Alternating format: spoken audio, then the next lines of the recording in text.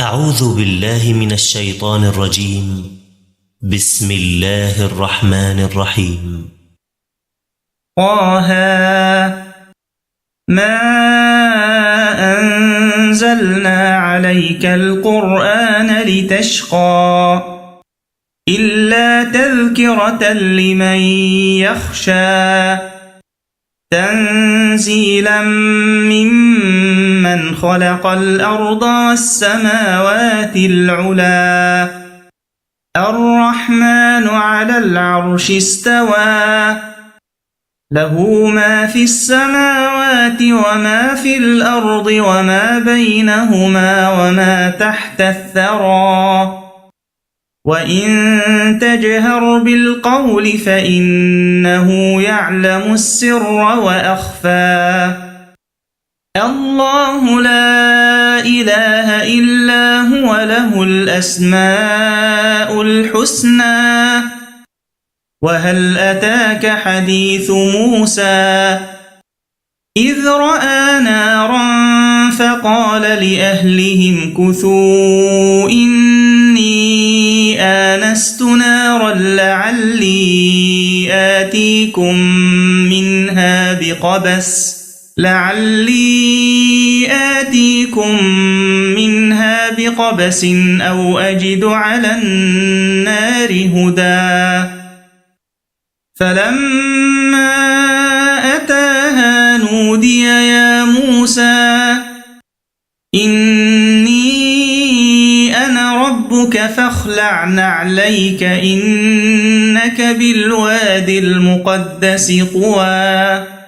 وأنا اخترتك فاستمع لما يوحى إنني أنا الله لا إله إلا أنا فاعبدني وأقم الصلاة لذكري إن الساعة آتية أكاد أخفيها لتجزى كل نفس بما تسعى فلا يصدنك عنها من لا يؤمن بها واتبع هواه فتردى وما تلك بيمينك يا موسى قال هي عصاي أتوكأ عليها وأهش بها على غنمي ولي فيها مآرب أخرى قال ألقها يا موسى فألقاها فإذا هي حية تسعى قال خذها ولا تخف سنعيدها سيرتها الأولى واضمم يدك إلى جناحك تخرج بيضاء من غير سوء آية أخرى لنريك من آياتنا الكبرى اذهب إلى فرعون إنه طغى قال رب اشرح لي صدري ويسر لي أمري واحلل عقدة من لساني يفقه قولي واجعل لي وزيرا من أهلي هارون أخي أشدد به أزري وأشركه في أمري كي نسبحك كثيرا ونذكرك كثيرا إنك كنت بنا بصيرا قال قد أوتيت سؤلك يا موسى ولقد مننا عليك مرة أخرى إذ أوحينا إلى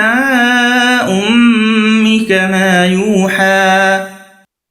أن اقذفيه في التابوت فاقذفيه في اليم فليلقه اليم بالساحل يأخذه عدو لي وعدو له وألقيت عليك محبة مني ولتصنع على عيني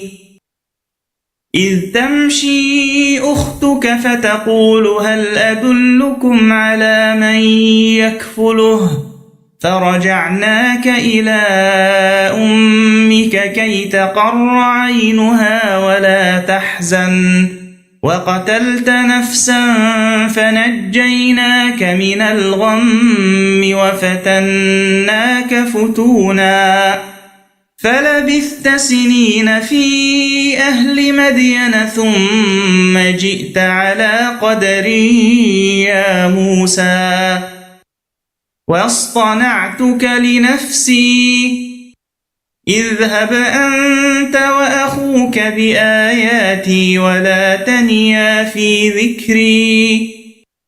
اذهبا إلى فرعون إنه طغى فقولا له قولا لينا لعله يتذكر أو يخشى قالا ربنا إننا نخاف أن يفرط علينا أو أن يطغى قال لا تخافا إنني معكما أسمع وأرى فأتياه فقولا إنا رسولا ربك فأرسل معنا بني إسرائيل ولا تعذبهم قد جئناك بآية من ربك والسلام على من اتبع الهدى إنا قد أوحي إلينا أن العذاب على من كذب وتولى قال فمن ربكما يا موسى قال ربنا الذي أعطى كل شيء خلقه ثم هدى قال فما بال القرون الأولى قال علمها عند ربي في كتاب لا يضل ربي ولا ينسى الذي جعل لكم الأرض مهدا وسلك لكم فيها سبلا وأنزل من السماء ماء فأخرجنا به أزواجا من نبات شتى كلوا وارعوا أنعامكم إن في ذلك لآيات لأولي النهى منها خلقناكم وفيها نعيدكم ومنها نخرجكم تارة أخرى ولقد أريناه آياتنا كلها فكذب وأبى قال أجئتنا لتخرجنا من أرضنا بسحرك يا موسى فلنأتينك بسحر مثله فاجعل بيننا وبينك موعدا لا نخلفه نحن ولا أنت مكانا سوى قال موعدكم يوم الزينة وأن يحشر الناس ضحى فتولى فرعون فجمع كيده ثم أتى قال لهم موسى ويلكم لا تفتروا على الله كذبا فيسحتكم بعذاب وقد خاب من افترى فتنازعوا أمرهم بينهم وأسروا النجوى قالوا إن هذان لساحران يريدان أن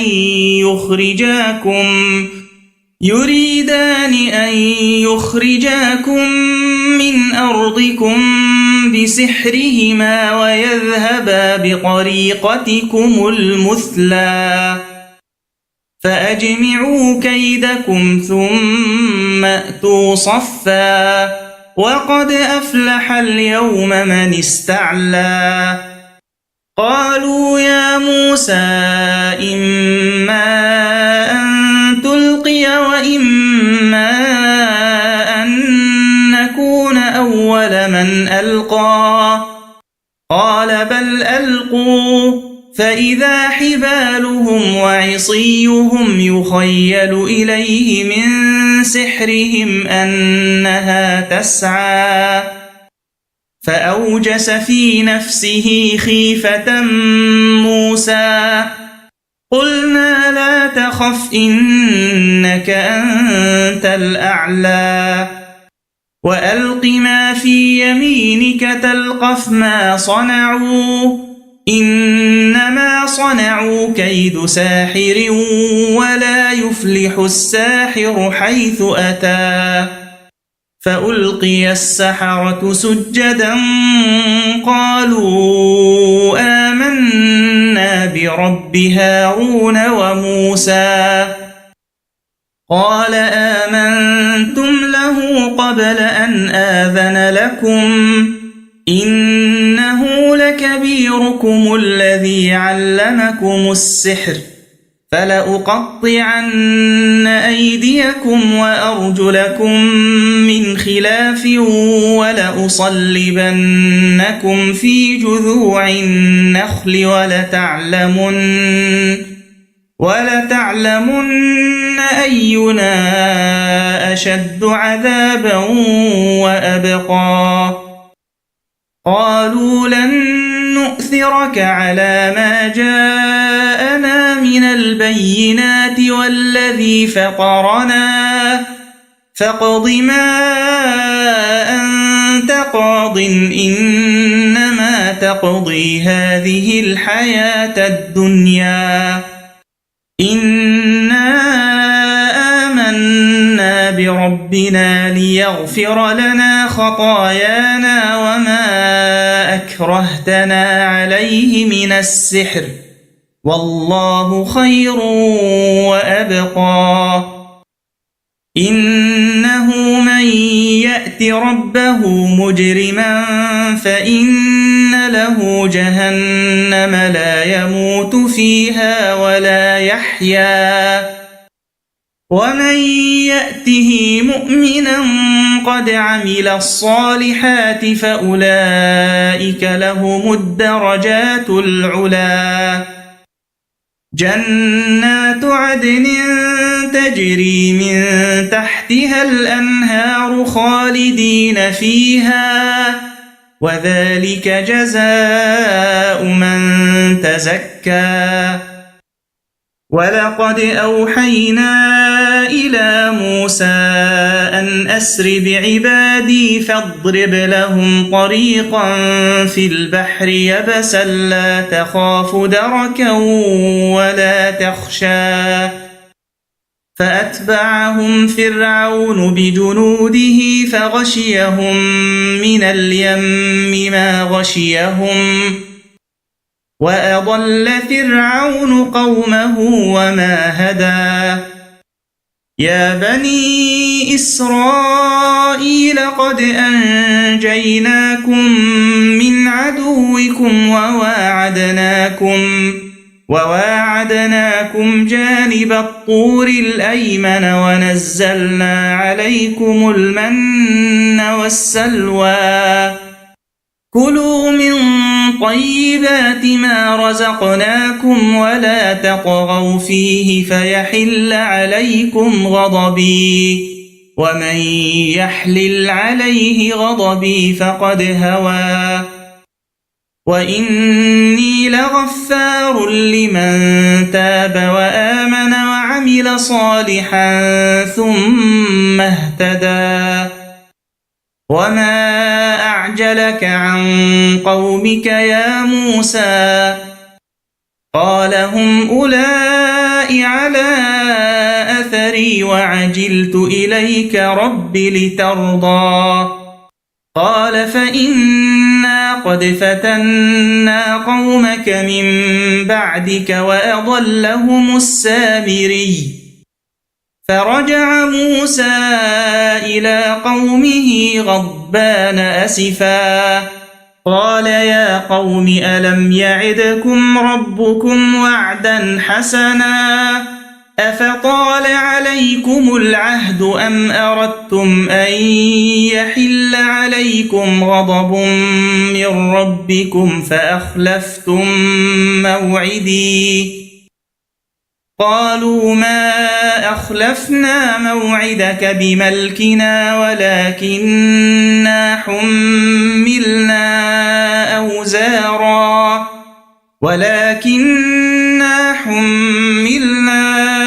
أوزارا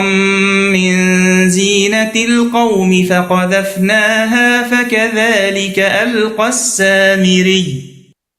فأخرج لهم عجلا جسدا له خوار فقالوا هذا إلهكم وإله موسى فنسي أفلا يرون ألا يرجع إليهم قولا ولا يملك لهم ضرا ولا نفعا ولقد قال لهم هارون من قبل يا قوم إنما فتنتم به وإن ربكم الرحمن فاتبعوني وأطيعوا أمري قالوا لن نبرح عليه عاكفين حتى يرجع إلينا موسى قال يا هارون ما منعك إذ رأيتهم ضلوا ألا تتبعني أفعصيت أمري قال يا ابن أم لا تأخذ بلحيتي ولا برأسي إني خشيت أن تقول فرقت بين بني إسرائيل ولم ترقب قولي قال فما خطبك يا سامري قال بصرت بما لم يبصروا به فقبضت قبضة من أثر الرسول فنبذتها وكذلك سولت لي نفسي قال فاذهب فإن لك في الحياة أن تقول لا مساس وإن لك موعدا لن تخلفه وانظر إلى إلهك الذي ظلت عليه عاكفا لنحرقنه ثم لننسفنه في اليم نسفا إنما إلهكم الله الذي لا إله إلا هو وسع كل شيء علما كذلك نقص عليك من أنباء ما قد سبق وقد آتيناك من لدنا ذكرا من أعرض عنه فإنه يحمل يوم القيامة وزرا خالدين فيه وساء لهم يوم القيامة حملا يوم ينفخ في الصور ونحشر المجرمين يومئذ زرقا يتخافتون بينهم إن لبثتم إلا عشرا نحن أعلم بما يقولون إذ يقول أمثلهم طريقة إن لبثتم إلا يوما ويسألونك عن الجبال فقل ينسفها ربي نسفا فيذرها قاعا صفصفا لا ترى فيها عوجا ولا أمتا يومئذ يتبعون الداعي لا عوج له وخشعت الأصوات للرحمن فلا تسمع إلا همسا يومئذ لا تنفع الشفاعة إلا من أذن له الرحمن ورضي له قولا يعلم ما بين أيديهم وما خلفهم ولا يحيطون به علما وعنت الوجوه للحي القيوم وقد خاب من حمل ظلما ومن يعمل من الصالحات وهو مؤمن فلا يخاف ظلما ولا هضما وكذلك أنزلناه قرآنا عربيا وصرفنا فيه من الوعيد لعلهم يتقون أو يحدث لهم ذكرا فتعالى الله الملك الحق ولا تعجل بالقرآن من قبل أن يقضى إليك وحيه وقل رب زدني علما ولقد عهدنا إلى آدم من قبل فنسي ولم نجد له عزما وإذ قلنا للملائكة اسجدوا لآدم فسجدوا إلا إبليس أبى فقلنا يا آدم إن هذا عدو لك ولزوجك فلا يخرجنكما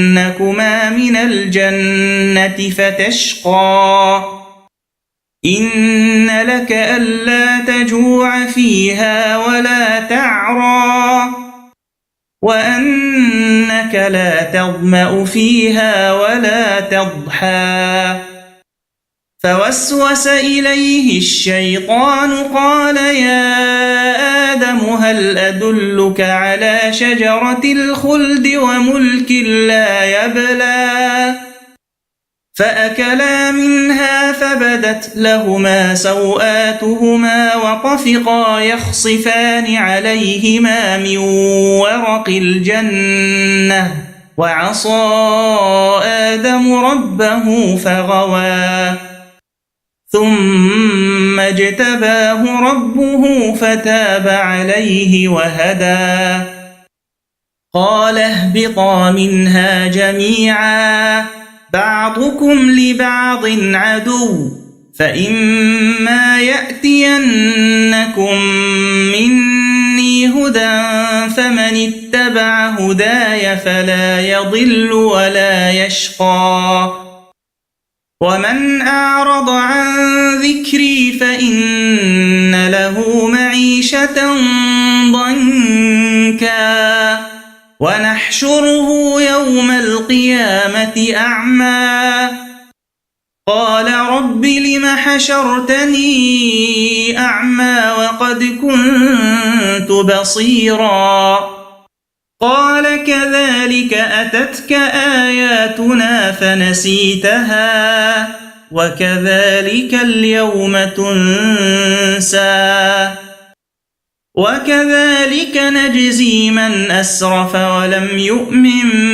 بآيات ربه ولعذاب الآخرة أشد وأبقى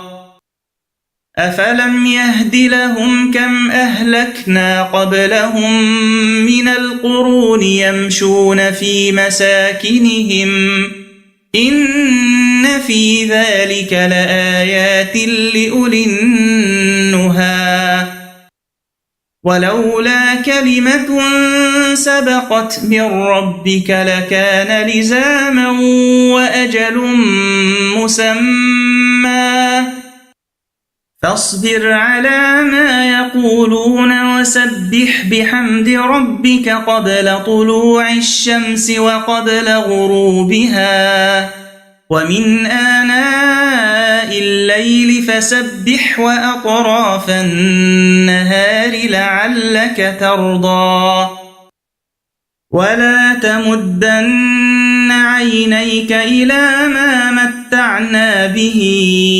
أزواجا